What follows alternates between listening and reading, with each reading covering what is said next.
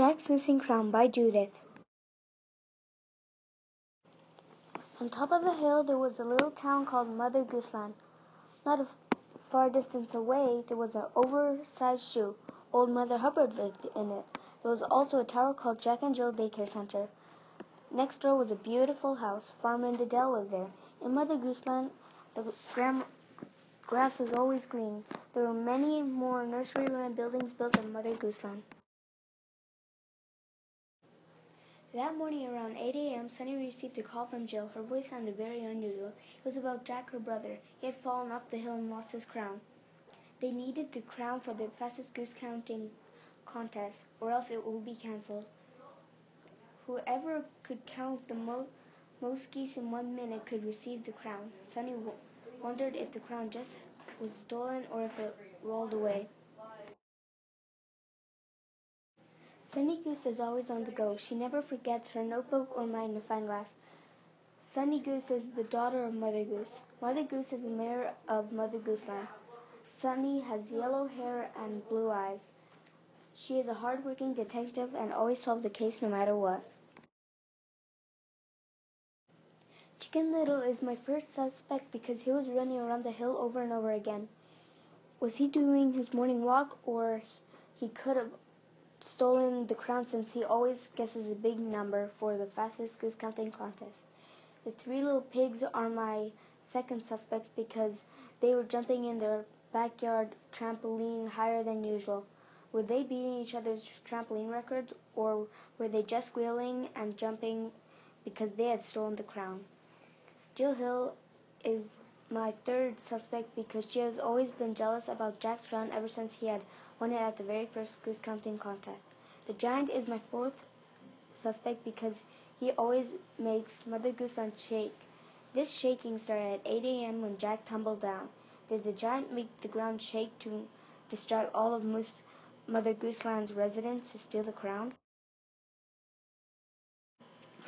Jack Horner is my first witness because he has such a tall house he could have seen Jill and Jack fall down the hill, but that's not all. He also saw Jill take something shiny and gold.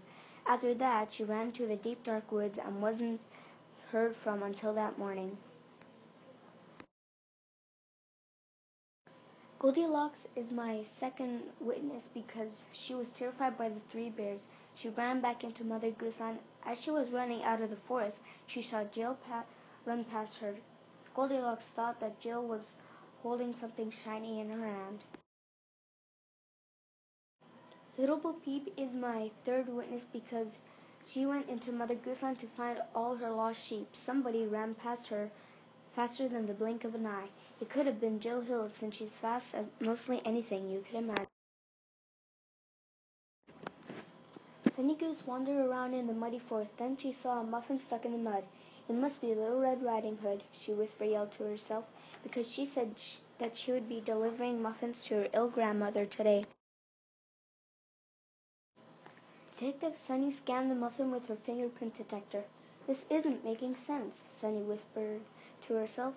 The fingerprint is Jill Hill's, but she doesn't have muffins.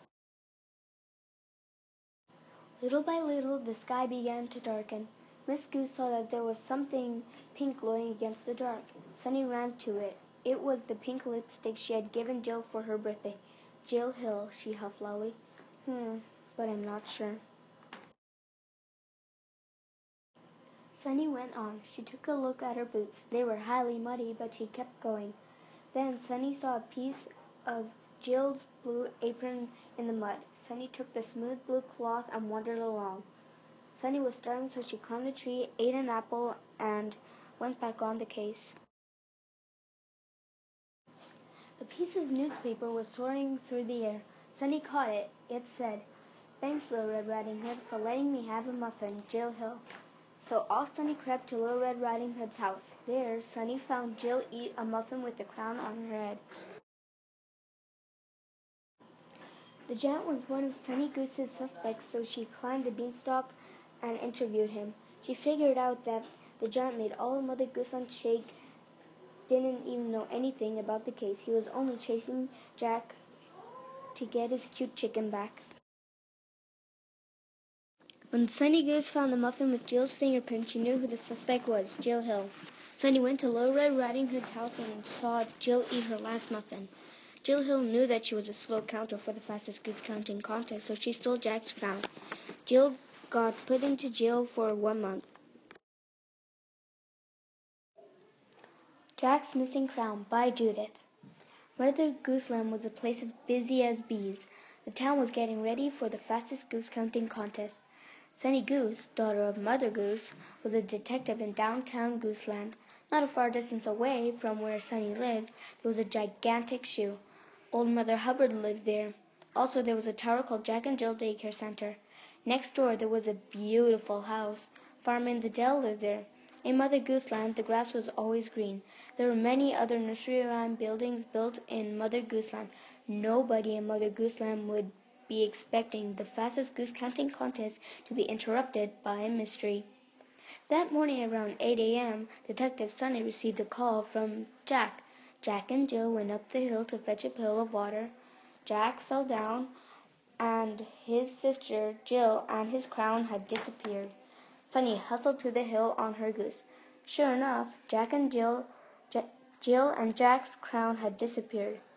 Later that afternoon, Sunny decided to take a walk in the deep woods. There, Sunny saw a muffin stuck in the mud. It had a ruby in it. Sunny yelled to herself, "It must be Little Red Riding Hood."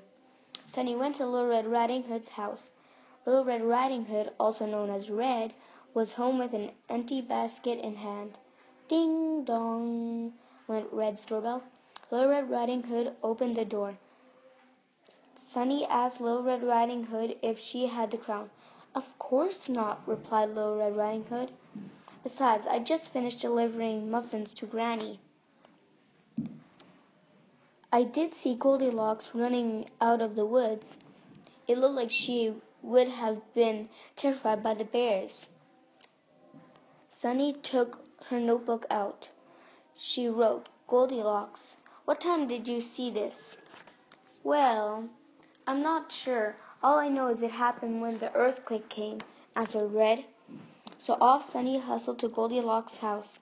Goldilocks explained that she did get terrified by the 3 bears.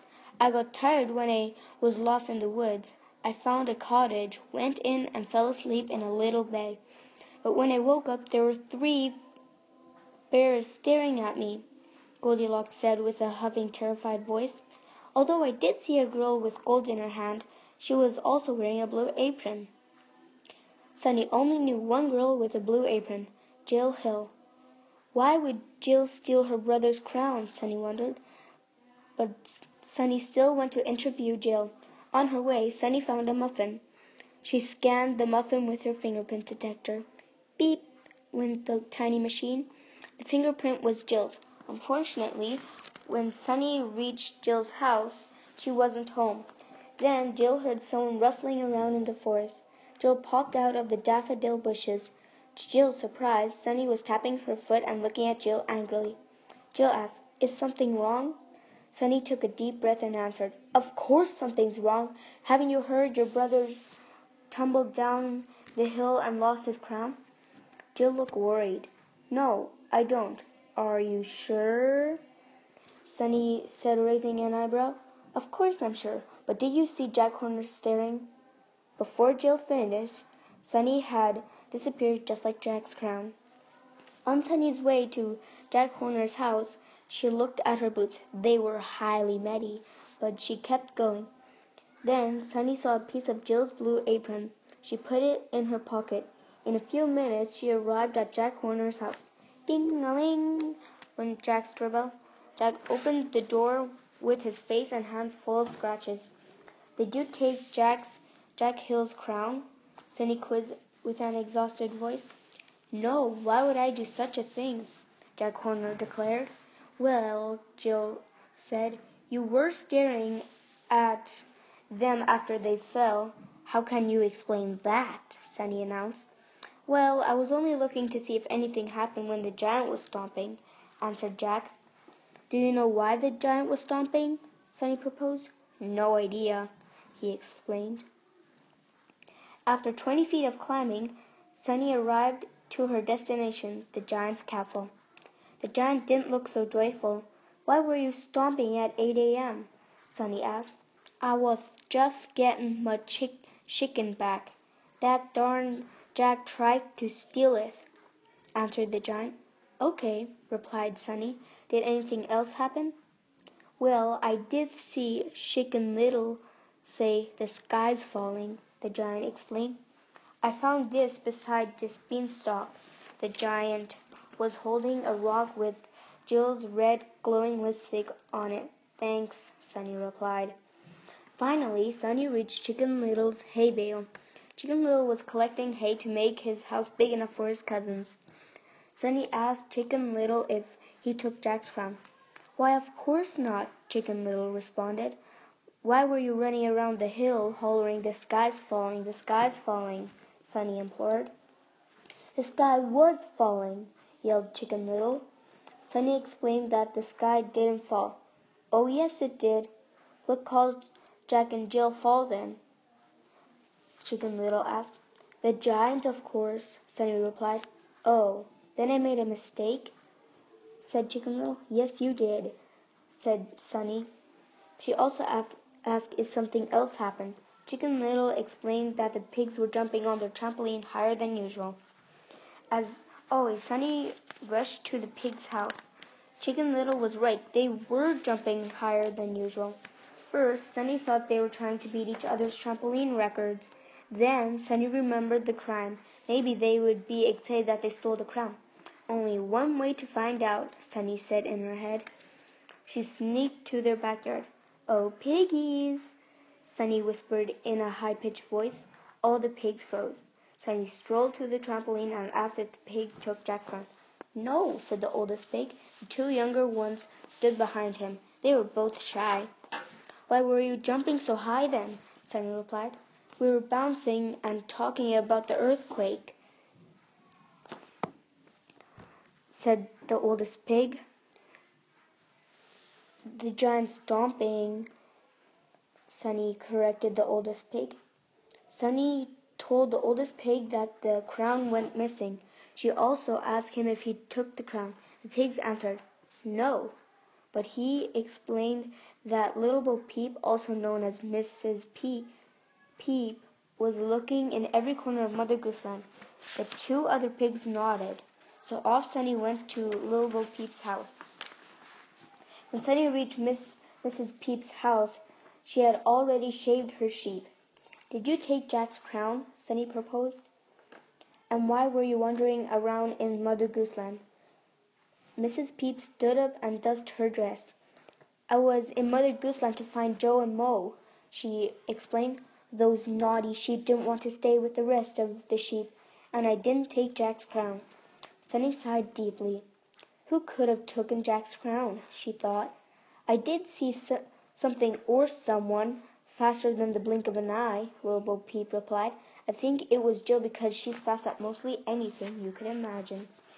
Now that Sunny knew the giant was just a red herring, she erased his name off from the suspect list and wrote his name under red herring. Underneath his name, Sunny wrote, "Getting chicken back from Jack." Sunny continued walking to Jill's house.